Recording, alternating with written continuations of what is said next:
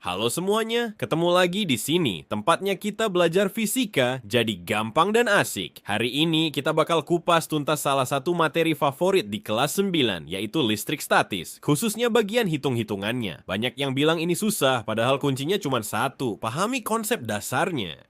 Kalau udah paham, rumus-rumus yang kelihatannya banyak itu bakal terasa gampang banget. Siap? Yuk, kita mulai. Pertama, kita kenalan dulu sama yang namanya hukum Coulomb. Ini adalah dasar dari semua perhitungan di listrik statis. Bayangin ada dua benda kecil punya muatan listrik. Kita sebut saja muatan 1 atau kali U dan muatan 2 atau Q2. Mereka ini bisa saling tarik-menarik kalau muatannya beda jenis, atau tolak-menolak kalau muatannya sejenis. Nah, seberapa besar gaya tarik atau tolak ini? Itulah yang dihitung pakai hukum Coulomb. Rumusnya adalah F sama dengan K dikali Q1 dikali Q2 dibagi R kuadrat. F itu gaya Coulomb, satuannya Newton. Q1 dan Q2 adalah besar muatan masing-masing benda, satuannya Coulomb.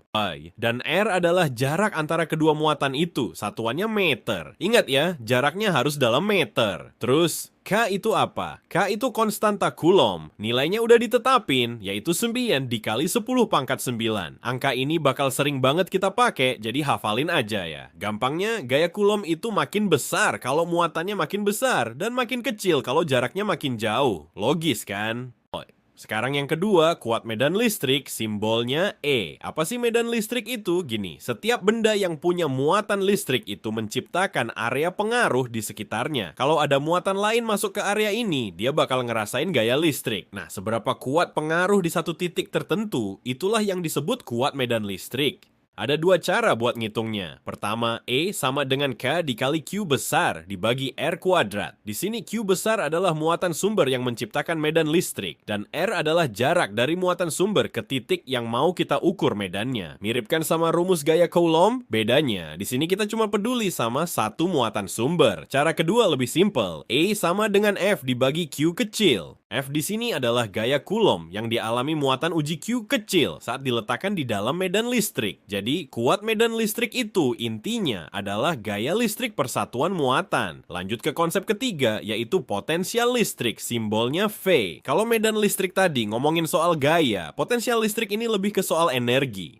Potensial listrik di suatu titik itu nunjukin seberapa besar energi potensial yang dimiliki tiap satu satuan muatan kalau ditaruh di titik itu. Gampangnya, ini kayak level energi di suatu lokasi dalam medan listrik. Rumusnya juga mirip lagi, tapi lebih sederhana. V sama dengan K dikali Q besar dibagi R. Perhatiin deh, bedanya sama rumus medan listrik tadi cuma di bagian R-nya.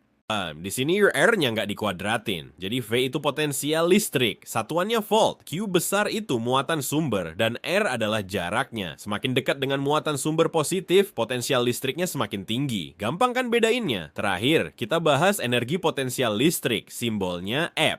Ya, kalau tadi potensial listrik itu energi persatuan muatan. Nah, energi potensial listrik ini adalah total energinya. Energi ini muncul karena adanya interaksi antara dua muatan. Bayangin, kamu harus ngedorong dua muatan yang sejenis supaya bisa deketan. Kamu butuh energi kan? Nah, energi yang kamu pakai itu tersimpan sebagai energi potensial listrik.